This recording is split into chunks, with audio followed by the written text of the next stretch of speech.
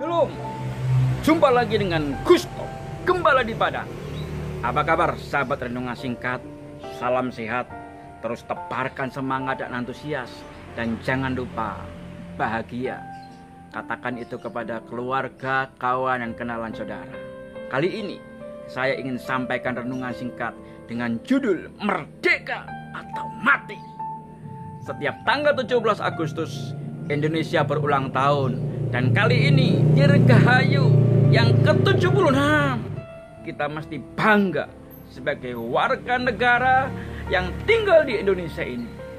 Bukan kebetulan Tuhan menempatkan kita sebagai warga negara Indonesia, supaya kita membawa Indonesia dalam tangan Tuhan, dan Indonesia mengalami pemulihan yang luar biasa.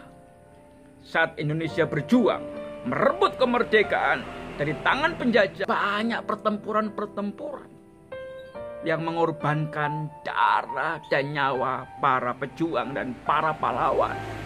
Ada yel-yel, slogan-slogan yang ditulis di tembok-tembok, dan setiap kali mereka bertemu satu dengan yang lain, mereka saling memperkatakan slogan itu satu sama lain, bukan dengan kekuatan senjata sekalipun hanya bambu runcing. Ada sebuah kekuatan semangat yang luar biasa dengan yel-yel ini. Mereka merebut kemerdekaan dari penjajah. Apa tuh yel-yel itu? Merdeka atau mati. Semboyan merdeka atau mati tercetus saat bangsa kita ada dalam tekanan penjajahan. Tanpa semboyan ini, para patriot bangsa belum tentu bakal berjuang mati-matian merebut kemerdekaan. Sebab ini merupakan pilihan. Kalau nggak mau mati, mesti berjuang supaya bisa terbebas. Merdeka atau mati. Kemerdekaan erat kaitannya dengan hidup. Dalam dunia rohani pun terjadi hal yang sama.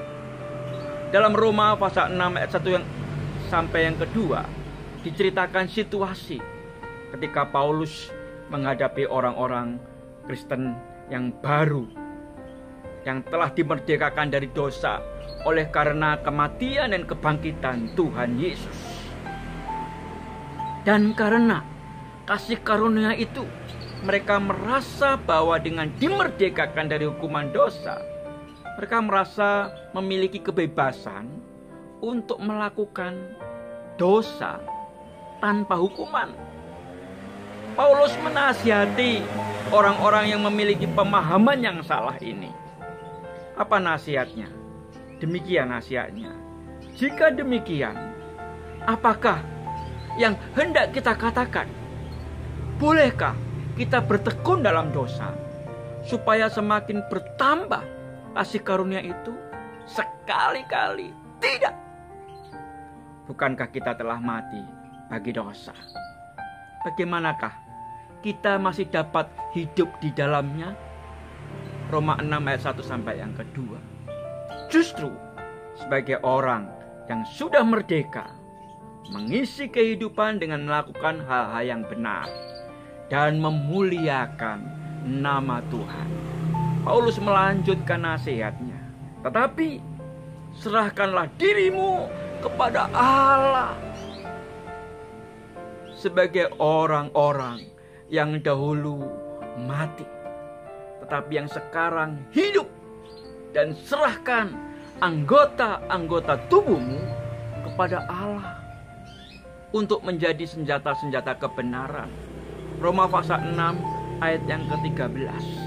Tidak bisa dipungkiri bahwa orang yang sudah dimerdekakan hidupnya dari dosa dan hidup baru di dalam nama Tuhan Yesus, mestinya mereka menghasilkan buah pertobatan, buah roh, dan buah pelayanan. Tentunya buah-buah itu adalah buah-buah yang menyenangkan hati Tuhan, yaitu buah-buah kehidupan yang memuliakan Tuhan. Yesus Kristus berjuang memberi kemerdekaan kepada kita agar kita beroleh hidup. Ingat, upah dosa adalah maut. Itu merupakan realita yang sangat menakutkan. Jika kita tidak dimerdekakan dari dosa, maka kematian menyongsong kita. Itu sebabnya Yesus berjuang habis-habisan sampai mati di atas kayu salib untuk saudara dan saya. Saudara yang dikasihi Tuhan, kita semua sudah dimerdekakan oleh Tuhan karena kita sudah ditebus dengan kuasa darah Yesus. Saudara harus mempertahankan, jaga baik-baik kemerdekaan ini. Kalau kita lepas dari kemerdekaan, maka hidup kita akan kembali menjadi mati dan tertawan dalam dosa. Dulu kita mati secara rohani, tetapi karena kasih karunia Tuhan, hidup kita boleh dibebaskan, dimerdekakan, sehingga kita memiliki kemerdekaan di dalam Tuhan Yesus Kristus. Merdeka! Sekali merdeka, tetap merdeka. Kiranya Tuhan terus memampukan kita untuk mempertahankan kemerdekaan yang sudah Dia berikan bagi kita.